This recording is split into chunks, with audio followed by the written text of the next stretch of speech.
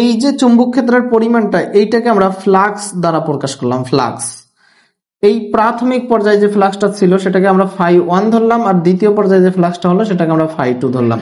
দেখেন একটা তার বা কয়েলে যখন ভোল্টেজ দিলেন তখন কিন্তু এর চারপাশে একটা চৌম্বকীয় আবেশের সৃষ্টি হয়েছে, আর এই যে চৌম্বকীয় আবেশটার পরিমাণ কিন্তু সময়ের সাথে পরিবর্তনশীল, অর্থাৎ কারেন্ট প্রবাহের মাত্রা বাড়লেই চৌম্বক ক্ষেত্রের পরিমাণ বাড়তেছে, কারেন্ট প্রবাহের মাত্রা কমলেই চৌম্বক ক্ষেত্রের পরিমাণ কমতেছে।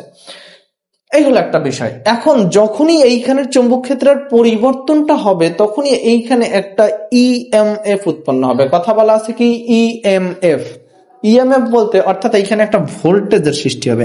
ইএমএফ মানে হলো ইলেকট্রোমোটিভ ফোর্স, যেটাকে আমরা এক প্রকার ভোল্টেজ বলতে পারি। এখন এই ইলেকট্রোমোটিভ ফোর্স বা এটাকে ভোল্টেজ বলা যায়, কিন্তু ভোল্টেজ আমরা কেন সরাসরি বলবো না? দেখেন এইখানে কিন্তু আমরা অলরেডি একটা ভোল্টেজ প্রদান করছি, ফলে এইখানে কিন্তু একটা আমরা ভোল্টেজ পাইতেছি যেটা আমরা বলতেছি ইএমএফ। দেখেন নর্মালি যদি আমরা এইখানে চৌম্বকীয় আবেশের কারণে কিন্তু একটা ভোল্টেজের সৃষ্টি হচ্ছে। এখন এই চৌম্বকীয় আবেশের কারণে যে ভোল্টেজটা সৃষ্টি হচ্ছে, এই চৌম্বকীয় আবেশের কারণে যে ভোল্টেজের সৃষ্টি সেটাকে আমরা সরাসরি ভোল্টেজ না বলে আমরা ইএমএফ বলি।